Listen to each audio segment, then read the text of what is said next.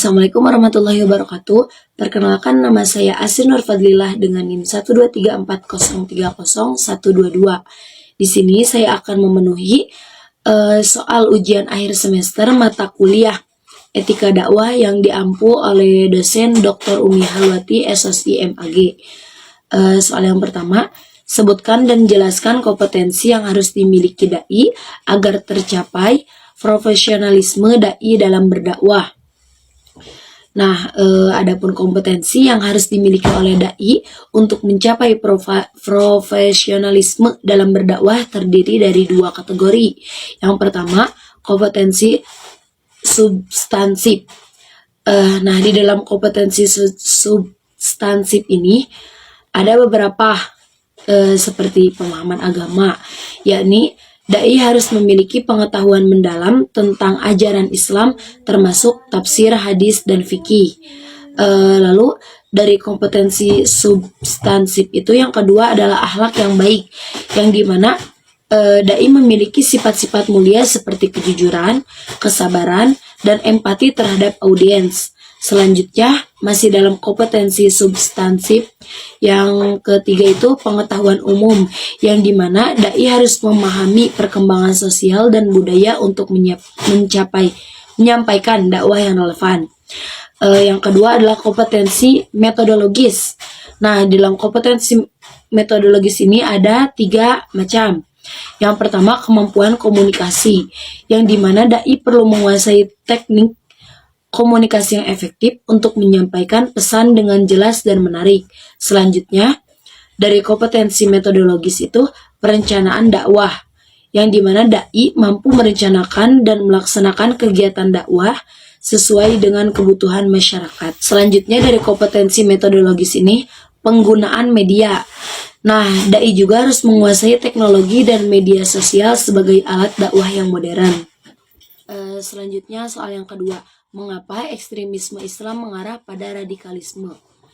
Nah, ekstremisme Islam seringkali mengarah pada radikalisme ini karena adanya pemahaman agama yang sempit dan politisasi ajaran Islam yang dapat memicu tindakan kekerasan untuk mencapai tujuan tertentu. Nah, adapun faktor-faktornya itu seperti ketidakadilan sosial dan ekonomi juga berkontribusi pada munculnya radikalisme. Selanjutnya, pemahaman Islam yang moderat. Nah, pemahaman Islam yang moderat ini menekankan sikap toleransi, kedamaian, dan dialog antar agama. Ini juga mencakup prinsip moderasi beragama yang menghindari ekstremisme dan mempromosikan nilai-nilai kemanusiaan serta keadilan sosial. Islam moderat berfungsi sebagai penyeimbang dalam menghadapi tantangan radikalisasi di masyarakat. Seperti itu. Baik, selanjutnya soal ketiga. Jelaskan pandangan yang tepat tentang isu tarif jasa dakwah. Nah, pandangan mengenai tarif jasa dakwah di kalangan ulama dan penceramah bervariasi. Secara umumnya juga memasang tarif untuk dakwah diperbolehkan, tetapi harus dihindari agar tidak mengarah pada komersionalisasi. Banyak ulama menekankan bahwa niat utama berdakwah adalah untuk Allah, bukan untuk keuntungan finansial. Penerima imbalan dianggap sah, namun tidak boleh ditetapkan secara kaku. Sebaiknya disesuaikan dengan adat setempat dan tidak melebihi batas kewajaran. Beberapa pendakwah terkenal seperti Ustadz Adi Hidayat menolak untuk mematok tarif, menunjukkan komitmen mereka terhadap dakwah yang ikhlas. Seperti itu. Nah, selanjutnya ada soal yang nomor 4. Bagaimana etika humor dalam berdakwah? Nah, etika humor dalam berdakwah itu ada paling sedikitnya itu 5 poin. Yang pertama, tidak menyinggung agama. Nah, hindari humor yang merendahkan atau menyinggung nilai-nilai agama. Selanjutnya, tidak membuat lelucon. Jadi jangan membuat lelucon tentang kesalahan atau kelemahan orang lain. Selanjutnya, tidak berlebihan. Nah, gunakan humor yang secara bijak dan tidak berlebihan. Selanjutnya, menghormati batasan. Hormati batasan dan sensitivitas audiens. Selanjutnya, tidak menimbulkan kesalahpahaman.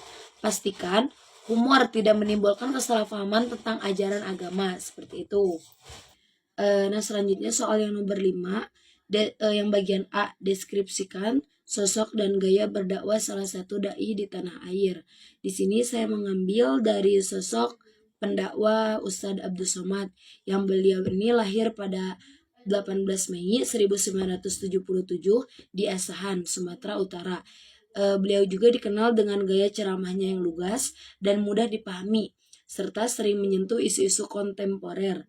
Ustadz Abdul Somad juga menggabungkan pengetahuan agama yang mendalam dengan pendekatan yang relevan bagi generasi muda, menjadikannya populer di kalangan berbagai kalangan.